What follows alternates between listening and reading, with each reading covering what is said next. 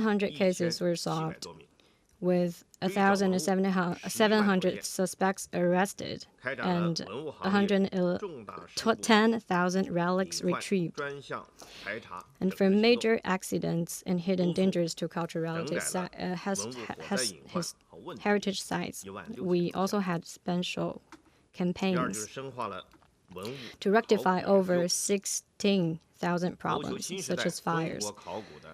Second, we deepened cultural relics archaeology.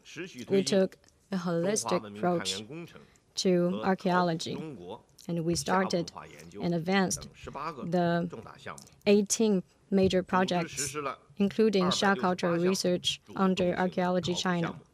And we took the initiative to conduct 268 projects. We held themed exhibition on origin and early development of China's civilization. Yangtze River Estuary No. 2 shipwreck was salvaged and docked. And we created the non-contact relocation technology with curved beams to salvage the wreck, showing our strength in innovation. Deep sea archaeology made breakthrough. South China Sea deep sea was founded in a large ancient shipwreck. And in the southwest corner of the major deposit area, we put permanent mapping bases. It's a milestone for underwater archaeology. The fourth batch of national archaeological sites parks was launched. 55 parks in total. In 23 provinces, autonomous regions, and cities, the policies of archaeology first and landing leasing later was landed. Beijing Subcenter, Xiong'an new areas, and other new urbanization projects were underway, while archaeological works is continued and guaranteed. Old town of Luxian County and the old port of Shuomen are the shining examples. Third, we made cultural heritages more popular and influential. Museum tours are now a lifestyle, especially in the summer holiday. And we're seeing the exponential growth in the demand. We're making museums a quality school, and we have in total museums of 6,565. 90% of them are free. And we launched top 10 museum exhibitions. And we also held the themed exhibition Carrying Forward Fine Tradition Culture to Foster Core Socialist Values. And we launched Alliance for Cultural Heritage in Asia, or ACHA, with the Xi'an Declaration. And we promoted the study of possibility of expanding the scope of the preferential tax policy on importing cultural relics. And we also held major events for the International Museum Day, Cultural and Natural Heritage Day. And we also promoted a series of campaigns for making the cultural relics more popular, including the production of Look for Ancient China quality programs.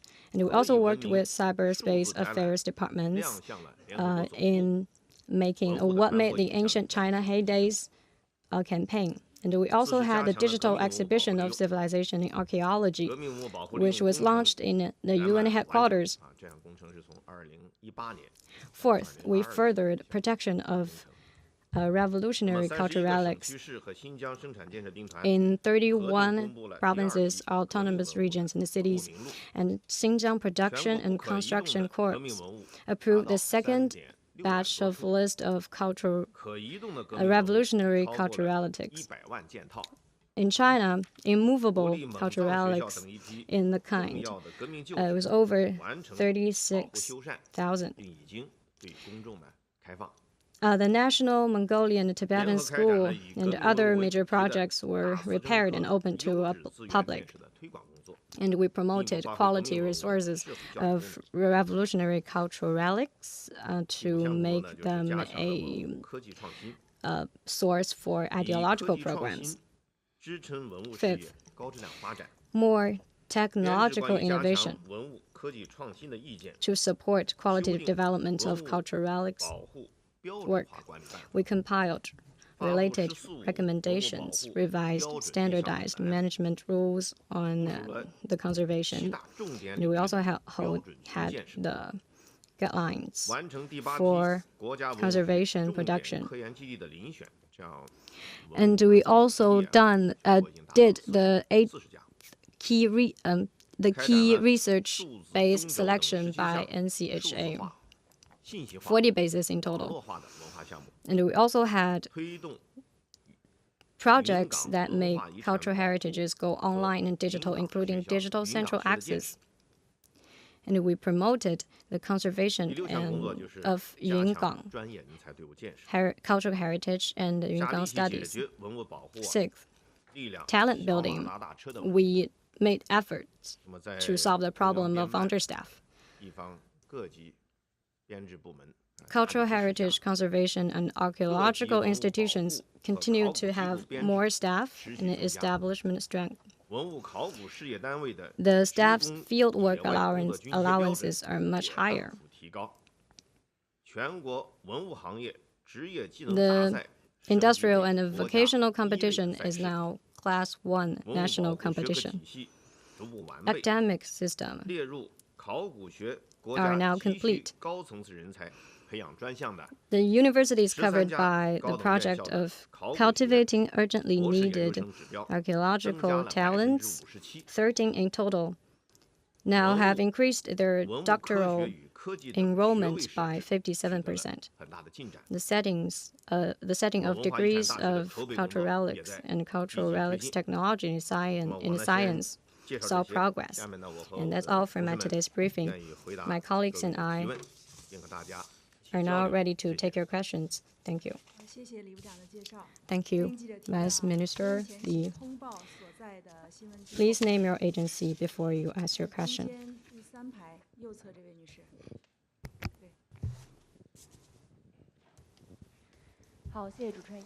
Thank you.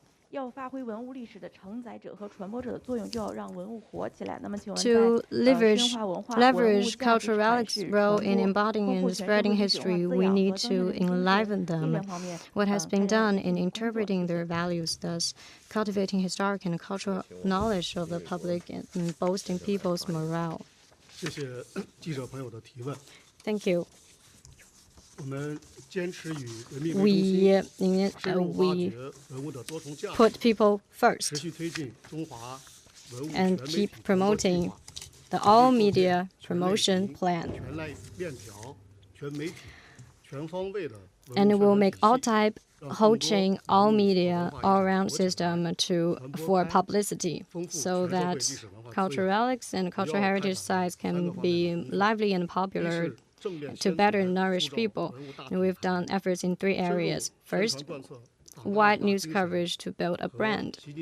We act on the spirit of the 20th National Congress and General Secretary Xi Jinping's new directives on our work. And we release in time the major outcomes of projects, including archaeology China.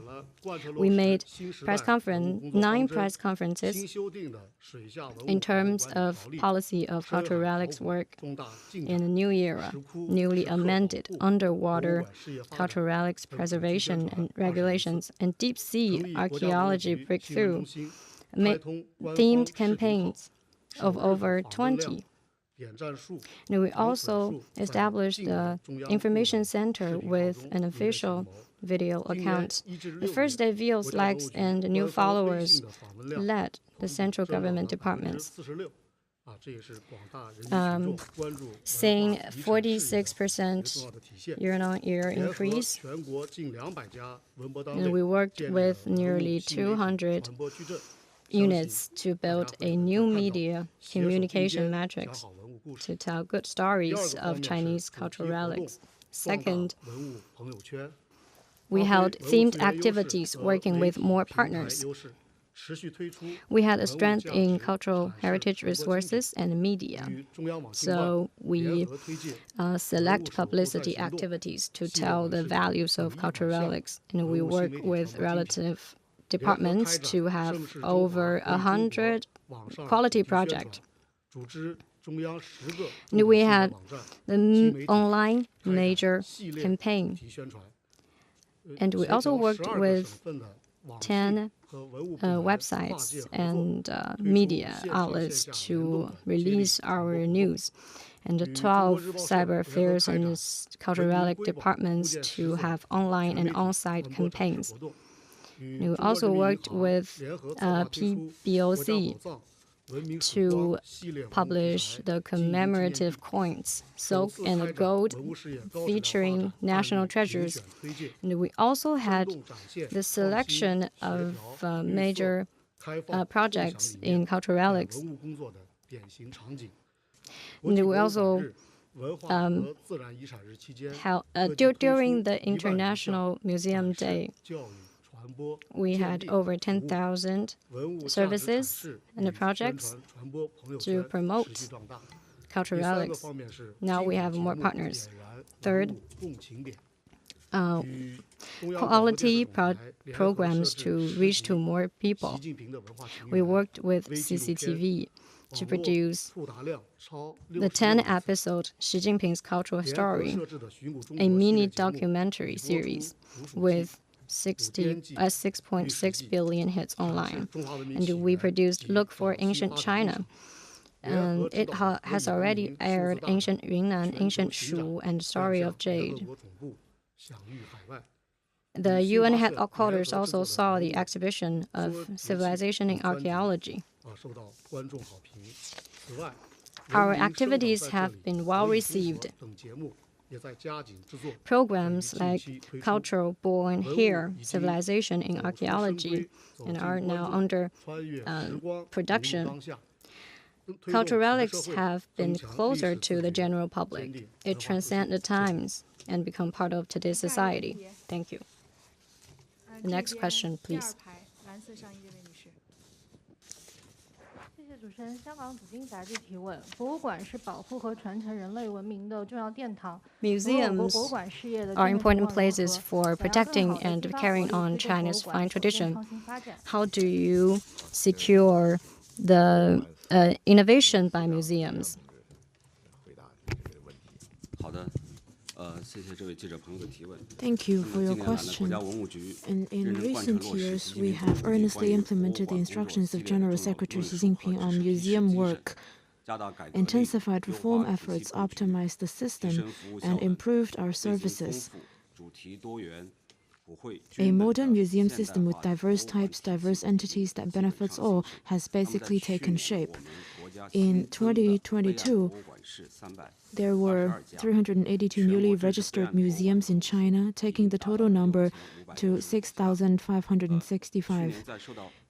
Throughout the year, despite COVID-19 impact, the museums held 34,000 offline exhibitions and nearly 230,000 educational activities, reserving 578 million visits, launched nearly 10,000 online exhibitions and more than 40,000 educational activities, and received nearly 1 billion web page views and more than 10 billion new media page views. Museums have increasingly become an important part of people's better life. Going forward, we will press ahead with reform and pursue innovation-driven development, promote existing best practices, and explore new ones and provide better services to meet people's growing cultural needs. We will make efforts in the following 5 aspects. First, we will introduce new institutions and mechanisms. We will improve the free access mechanism of museums and promote key reforms, such as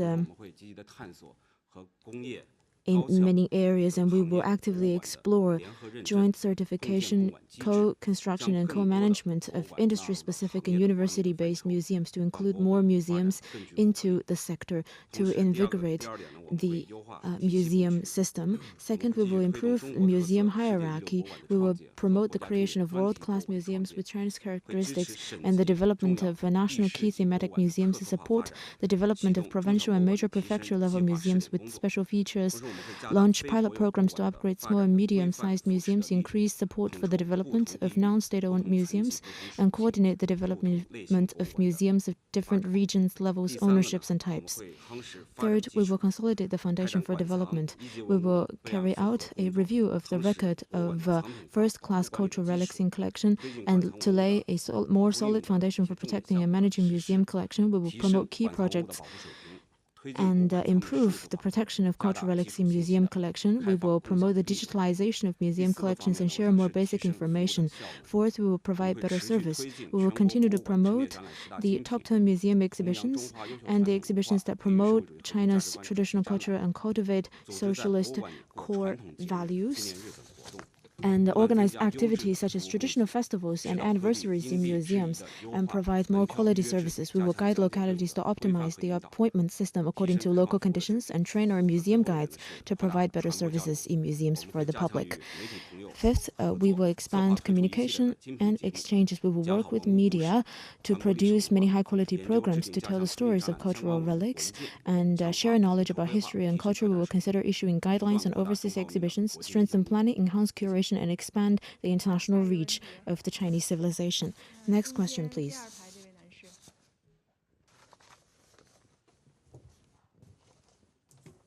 中央广播电视总台新闻中心记者。 The world's cultural and natural heritage is an important outcome of the development of human civilization and an important way to promote mutual learning among civilizations. China is one of the 4 major ancient civilizations, and we have a large territory. We have rich historic and natural landscape resources. Since the 20th CPC National Congress, what progress has been made in the application and protection of world cultural heritage in China? Thank you. 好，谢谢您的提问。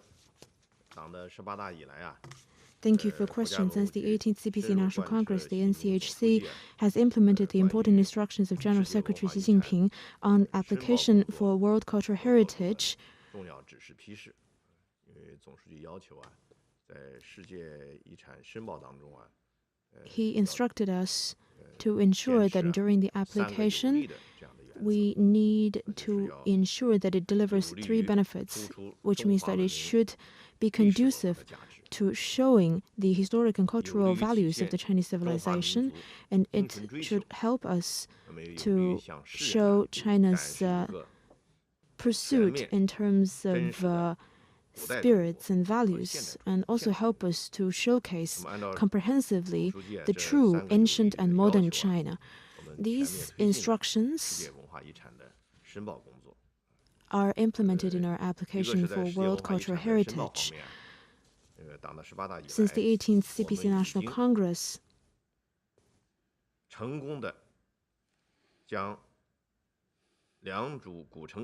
we have successfully included the Liangzhu city ruins, the Gulangyu, a historic international settlement, and Quanzhou, Emporium of the World in Songyuan, China, into the world cultural heritage, into the World Heritage List.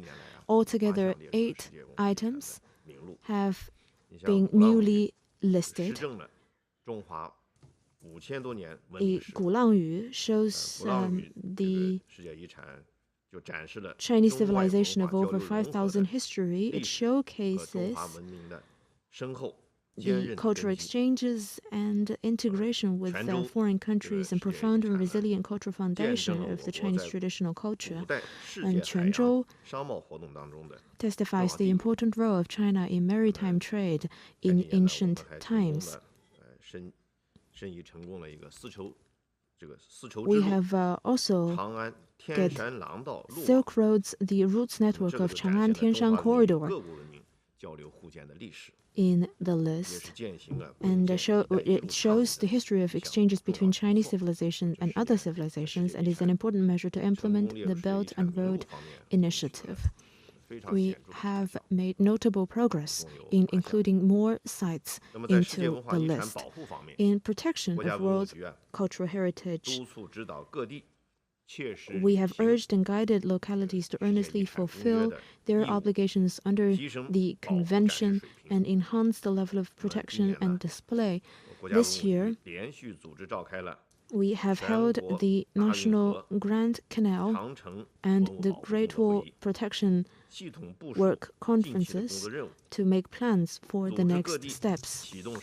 We have started projects such at the Mogao Caves, the Great Wall, the Great Canal, and other World Cultural Heritage sites to protect, renovate, display these sites. And we have also strengthened monitoring, early warning at the sites to explore how to systemically protect, manage, and showcase these cultural heritages. In terms of international cooperation, we have strengthened cooperation with Indonesia, Malaysia, and other countries, guided Hong Kong and other places to join the City Alliance for Maritime Silk Road Heritage Conservation and World Heritage, and actively promoted the joint application of countries along the Maritime Silk Road.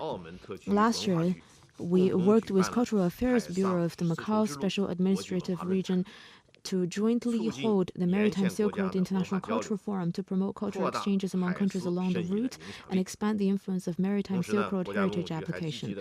We have actively participated in the building of the international governance system of world cultural heritages and voiced China's positions on major issues such as climate change and heritage protection and the revision of operational guidelines of the World Heritage Convention, and protected our country's cultural interests. Going forward, we will continue to advance the application for world cultural heritage.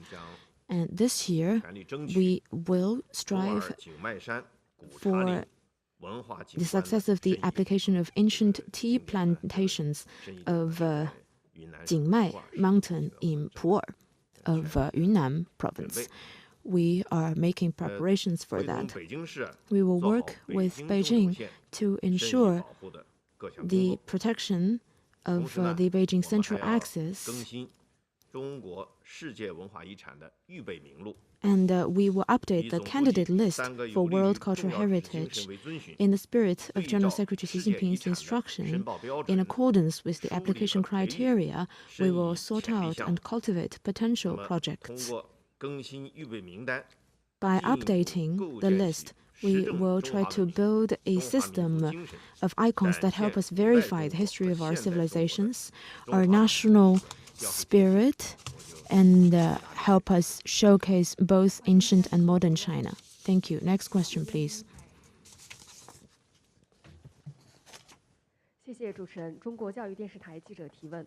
我们注意到最近有媒体报道，气候变化正在对敦煌莫高。We have noticed that recent media reports that climate change is posing new threats to Mogao grottos in Dunhuang. Some reports even quoted as saying that soaring humidity, mountain floods, and cave collapses are already taking place. Have the conservation authorities noticed the possible risks brought by climate change? And how can we respond to that? 文物古迹司司长邓超先生来回答您这个问题。感谢您的提问，我们也关注到。Thank you for your question. We have also noticed relevant media reports. Please feel reassured that there is no such issue as humidity surge, mountain floods, and cave collapses as reported by media. And the Mogao grottos are located in arid areas of northwest China. They are sensitive to climate change due to the types and materials of cultural relics. We have been following the weather changes in that area for a long time.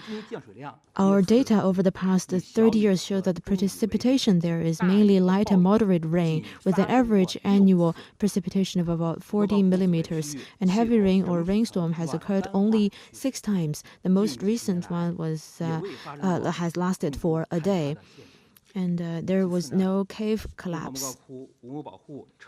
In recent years, we have made progress in protecting this site. We have consolidated the cliff and carried out other 51 projects.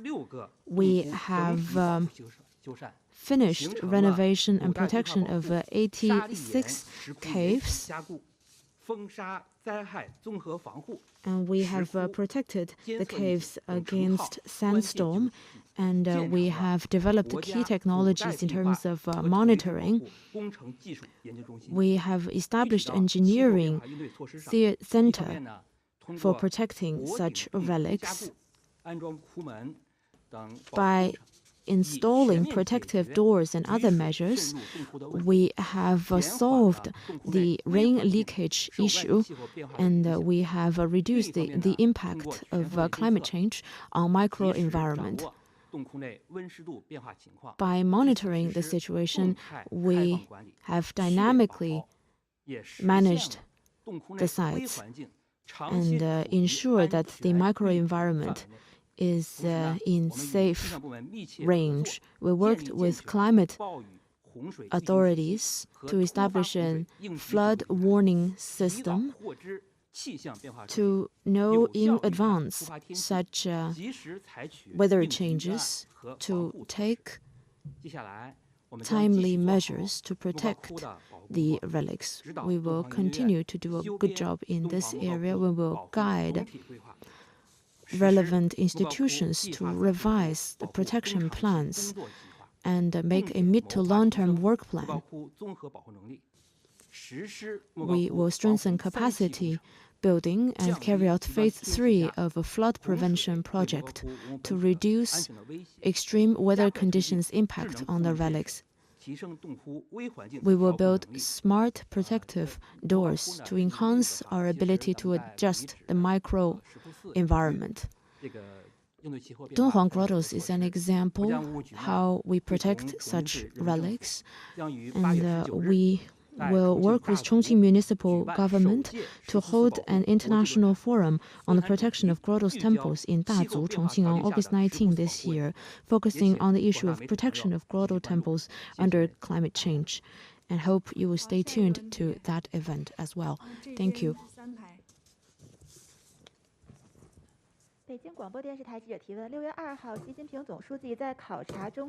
June the 2nd, when visiting the China National Archives of Publications and Culture and History Research Institute of China, General Secretary Xi Jinping stressed that archaeology is indispensable to understanding the long history of Chinese civilization and profoundness of Chinese culture, and that major projects such as comprehensive research on the origin and early development of Chinese civilization and Archaeology China should be well implemented to study and interpret the origin of Chinese civilization. Could you brief us on Archaeology China project? What is it about, and what is its significance? Thank you. Archaeology China is a major project initiated by the NCHA to jointly resolve key issues on China's million-year human history, 10,000-year cultural history, and 5,000-year civilization history, and deepen our understanding of the Chinese nation and the long history of Chinese civilization. In 2018,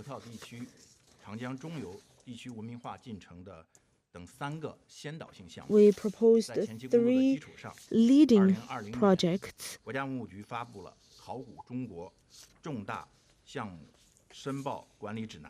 And we have issued guidelines on application for key projects under this framework. which includes 5 key areas: the origin of human beings in China, the origin of civilization, the formation of Chinese civilization, the establishment and development of a unified multi-ethnic country, and they also include underwater archaeology and other key areas. We have now 18 major projects, and we have approved 427 voluntary projects, and we have started projects in 153 sites all over China, covering 24 provinces, and 110 teams from 93 institutions participate.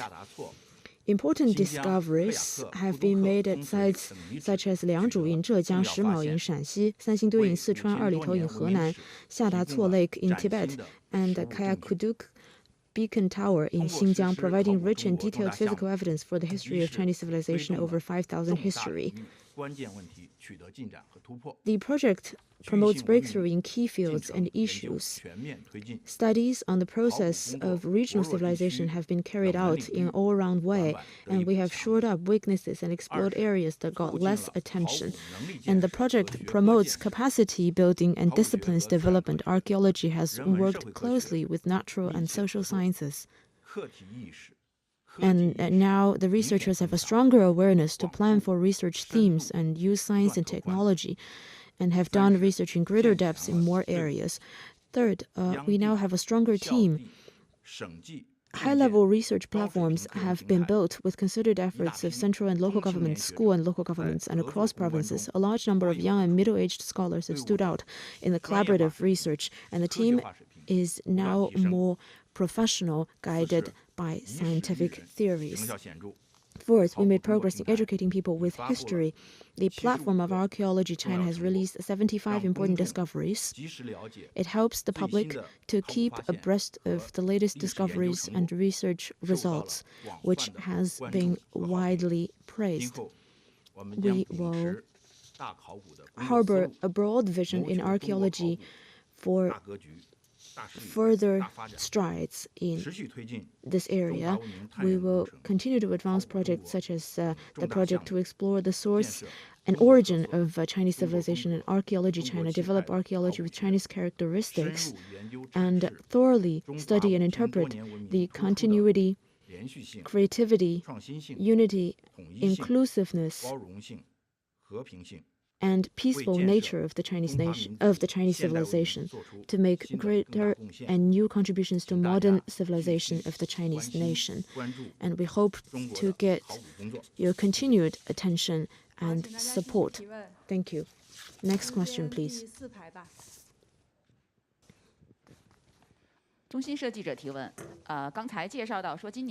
Just now, you mentioned that the Asian Alliance for Cultural Heritage Conservation conference was held this year. And please brief us on the conference and what efforts will be made by the NCHA in this regard.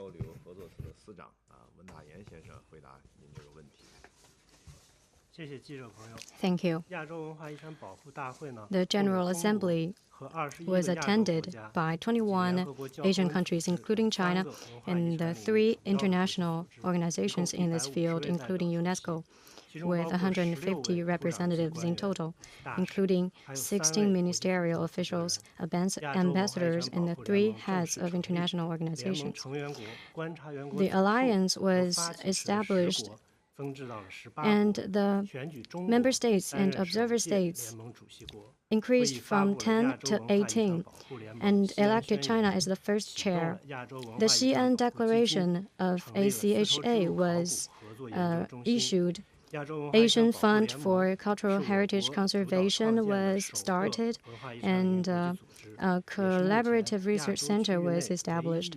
The alliance is the first of the kind started by China and the only one of a kind in Asia. From designing to its landing, it follows through the GCI core messages. proposed by President Xi Jinping and China external cultural exchanges. After the alliance, President Xi Jinping saw the signing on the agreement on the prevention of theft, secret excavations, and illicit import and export of cultural property between China and Kyrgyzstan as an important outcome of China Central Asia Summit.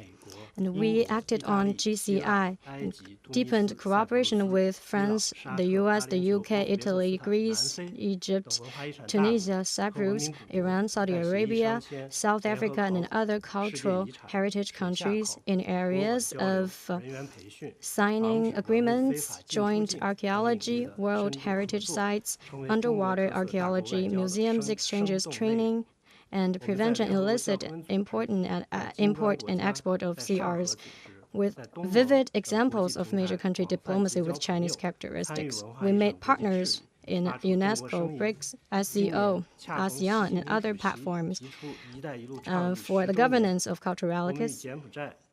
And we also, this year is the 10th anniversary of Belt and Road Initiative. We worked with Cambodia, Nepal, Myanmar, and other countries to conduct heritage repairing cooperation to boast people-to-people exchanges. And we will also have archaeology cooperation exhibition later this year. Next, NCHA will act on the spirit of President Xi Jinping's letter to ACHA General Assembly and the spirit of his address at the Meeting of Cultural Inheritance and Development. We will act on GCI, promote ACHA cooperation, and coordinate internal and external cooperation. Use international platforms to better play the role of cultural heritages as the bridging gaps and forging coherence, and we will take many measures for cultural diplomacy. Thank you.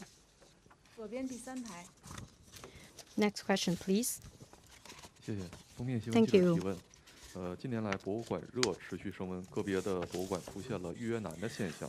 The museum fever is going on, and people have difficulty in booking a ticket for some museums. What is your comment, and how do you solve that problem?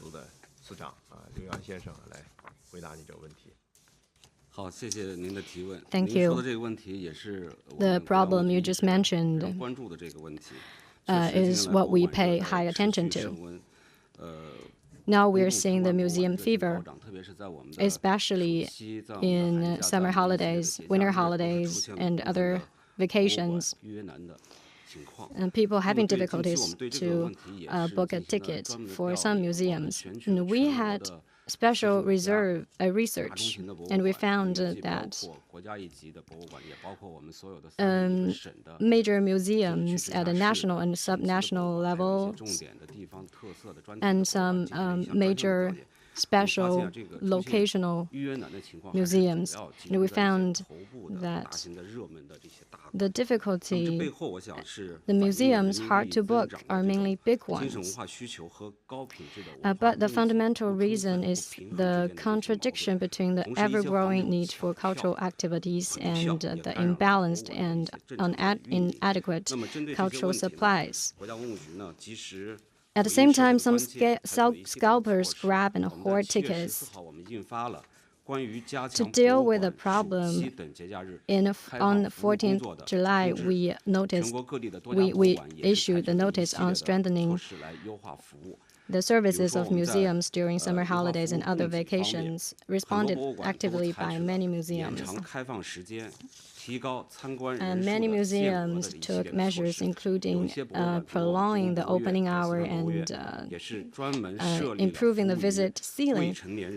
And the Palace Museum, Sichuan Museum, and others also had fast-track booking and checking services for minors, seniors, and people with disability.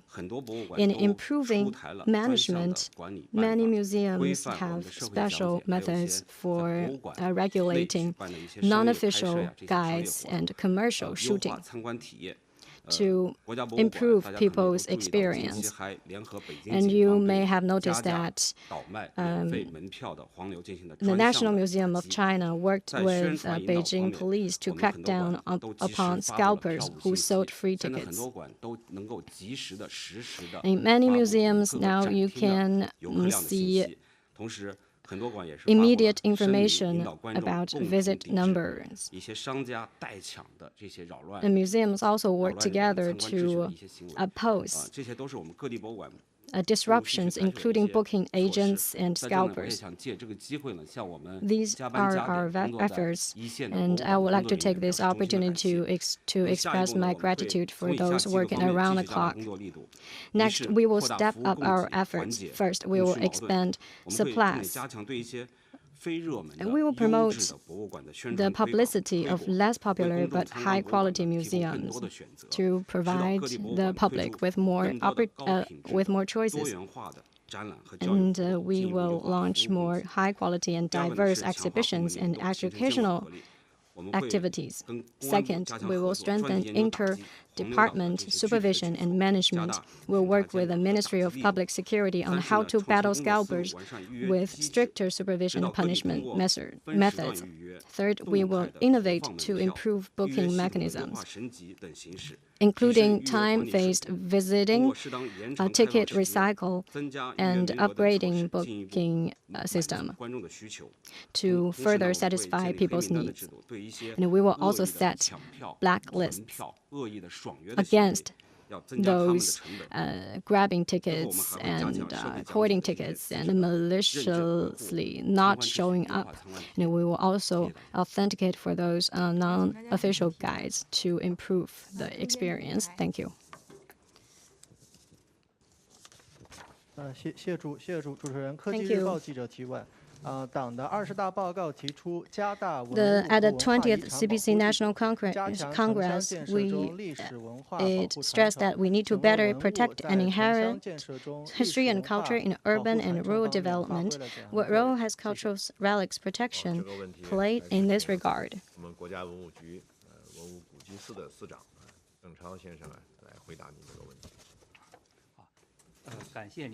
Thank you for your question.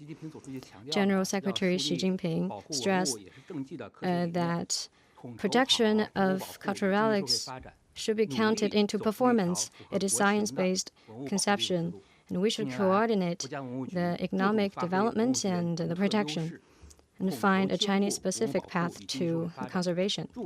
NCHA has played our unique role to coordinate development and protection for urbanization and rural revitalization. We've done the work as follows. First, strengthening the protection in rural and urban construction with better institutional designs.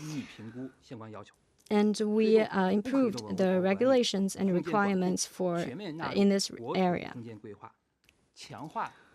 And the immovable cultural relic management is incorporated into the preparation of territorial spatial planning. Mass demolition and building are strictly banned. Cultural heritage work in Beijing core areas are improved, and we have improved management in state-owned cultural relics. Second, we protect and utilize cultural relics for better service, for better serving new urbanization. In Beijing, Zhengding, Chengde, Pingyao, and other major historical cities, we guide them to preserve and repair major cultural sites, to interpret and make popular the values of cultural relics and passing on the city's cultural genes. And we worked with Ministry of Culture and Tourism and NDRC on the notice on the construction of cultural relics, the themed tourist routes, to bring to life the cultural relics. And we issued the guidelines for promoting properly use of cultural relics, guidelines of and case studies of opening cultural buildings. And we encourage places like Guangzhou, Suzhou to innovate their policies. The World Cultural Heritage Sites received over 300 million visits last year, and the National Archaeology Parks received 34.6 million visits.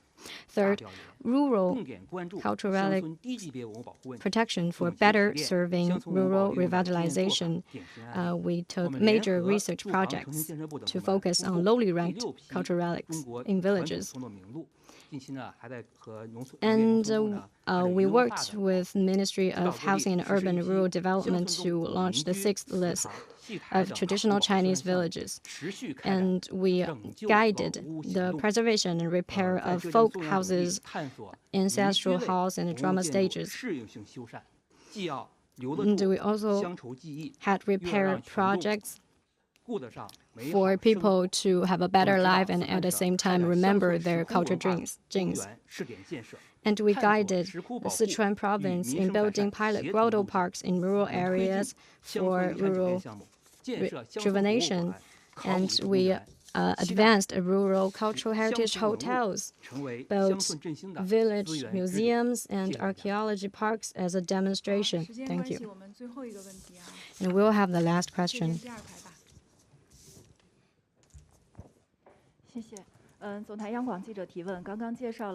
You just mentioned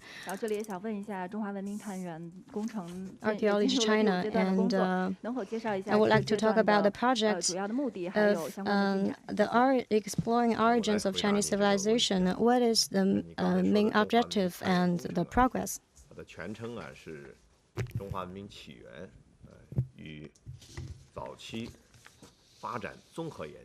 It is a comprehensive project of studying the origin and early development of the Chinese civilization. It was started in 2001. It now enters the 5th stage. The project is an interdisciplinary project, a joint research on the origin of the Chinese civilization. The country and the state has been supporting this project. And now the 5th stage has already started since December 2020. We continue to have interdisciplinary research. And now the research team is composed of more than 500 researchers from 29 institutions. And the team is divided into 8 sub-projects. Over the past 2 years, we have made progress in the following 5 aspects. First, in field archaeological work at core sites. The earliest prehistoric city site in the lower Yellow River has been found at Jiaojiahe site in Shandong province. It is over 5,000 years old. The new discovery at the first site of Niuheliang in Liaoning province consists of a large architectural complex composed of 9 pedestals, on which the early discovery of the goddess temple was located. This is an important discovery. Large building cornerstone carvings were found at Huangchengtai site in Shimao, Shanxi province, as well as concentrated tombs in rows. A land-use method combining ponds and terraced fields was discovered at Shijiahe and Chenghe sites in Hubei province.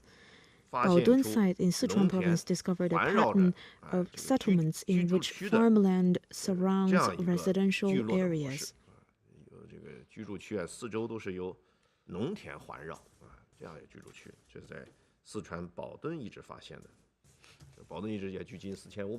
The Baodun site was over 4,500 years old. The grid network layout for capital city was found at the Erlitou site in Henan province.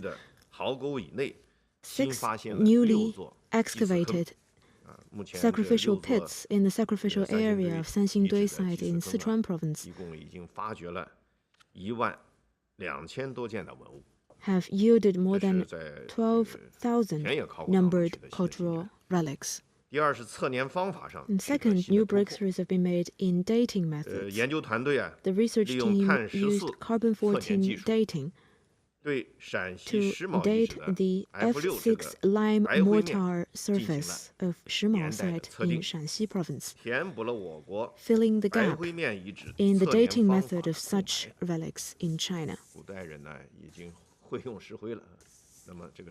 Ancient Chinese have already started to use lime mortar in building architecture, and we have made new breakthrough in dating such relics. Researchers also used Bayesian statistics and KDE method to analyze the dating results and have a new understanding of key time points of major sites. We make more accurate analysis now. In particular, major breakthroughs have been made in the dating of the sacrificial pits in Sanxingdui sites. The dating data are concentrated between 1131 BC and 1012 BC. Pits 3, 4, 7, and 8 were buried almost in the same age in the late Shang dynasty. Thirdly, we have refined our restoration of the paleo environment. The study of paleo environment further reveals the basic environmental characteristics of prehistory and the influence of major environmental events on the process of civilization. We have studied the impact of major environmental events such as the earthquake at Shuanghuaishu site in Henan province around 5,300 years ago, the massive flood in the lower reaches of the Yangtze River during 4,600 to 4,300 years ago, the accelerated westward spread of rice farming caused by the dry and cold climate around 4,200 years ago, and the increase in precipitation in the west around 5,200 years ago, 3,800 years ago, and 2,800 years ago on regional cultural development. In this stage, we have done comprehensive analysis and investigation on such issues. It reveals the role of natural environment in the origin and early development of the Chinese civilization.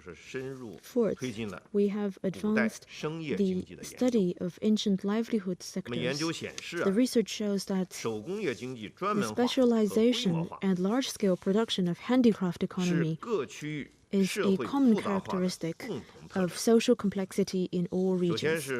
First, the integration of cross-regional resources and technology is an important reason for the formation of a more complex society from Longshan culture to Erlitou culture. The Taosi site in Shanxi province, which dates back to 4,300 years ago, has initially acquired the ability of mobilizing cross-regional social resources, and the Erlitou site, which locates in the Xia period, strengthened control and management of jade, metal, special pottery, and other resources in different regions. The Central Plains showed a clear mixed agricultural production system with millet as the mainstay, Brunquan millet, soybean, and rice as supplements. The development of rice farming, we have discovered, is the main reason for the advancement of complex social process in the middle and lower reaches of the Yangtze River and it has led to regional differences. And there is a symbiotic relation between different rice farming models and the early complex social structure. Fifth, the study of archaeological theories continued to deepen. Through archaeological excavations and combined with ancient historical records, the research team developed civilization theories, comprehensively described the formation of Chinese civilization, analyzed the interactions between Chinese and foreign civilizations from a global perspective, deepened the research on theory of regions, cultural series and types, double flower theory, and interaction circles of the Chinese civilization, and deepen our understanding of the evolution process of pluralism and unity of Chinese civilization. We will continue to advance the project going forward and produce more research results to verify the proposal of General Secretary Xi Jinping that the Chinese civilization has continuity and peaceful nature and among all the 5 characteristics of the Chinese civilization. Thank you. That concludes today's press briefing. Thank you all. You were listening to Chinese officials holding a press conference on strengthening heritage conservation. Now, in a nutshell, they talked about the efforts made so far in protecting and promoting cultural relics. They talked about the importance of cultivating talent and expanding higher education in this area. Now, going forward, they said they will continue to implement initiatives like Archaeological China and TV shows, as well as collaborate with other countries to further the influence of cultural relics, not only to the Chinese people, but to the rest of the world. China's 56 World Heritage Sites, ranking 2nd in the world. Now, we'll talk about the significance of this press conference at the top of the hour on Global Watch, so do stay with us.